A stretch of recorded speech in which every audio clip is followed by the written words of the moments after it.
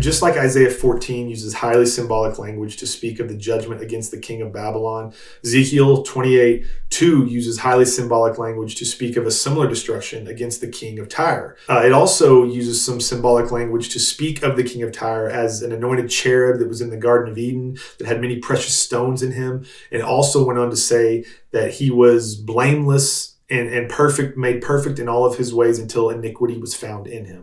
And we will discuss why symbolism shouldn't be interpreted literally here in a moment. But first, I would like to address this idea that Satan was a worship leader in heaven. Why have we come to this conclusion in modern times? It's mostly because of a bad translation in the King James. In the King James Version, we read, "The workmanship of thy tabrets and thy pipes was prepared in thee in the day that thou wast created." So we've come to believe that this passage is about Satan, though I don't believe there's any biblical evidence to support this claim.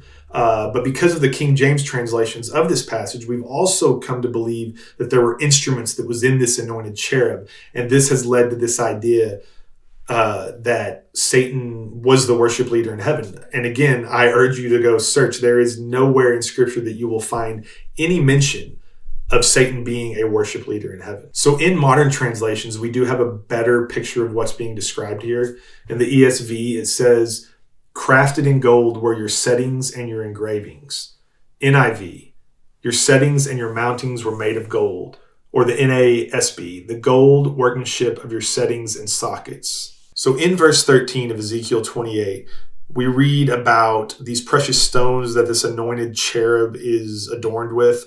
So inserting tabrets and pipes seems like an out of left field description, but one that would make more sense, which is what the modern translations use, is that they are just sockets or settings or mounts that exist for these precious stones. And you may be saying, okay, fine, this cherub doesn't have pipes and tambourines inside of him, but this is still an angel that God assigned to the Garden of Eden. And we know that the serpent deceived Adam and Eve in the garden, so I still think this passage is about Satan. No, not this time. It's an urban legend that never happened.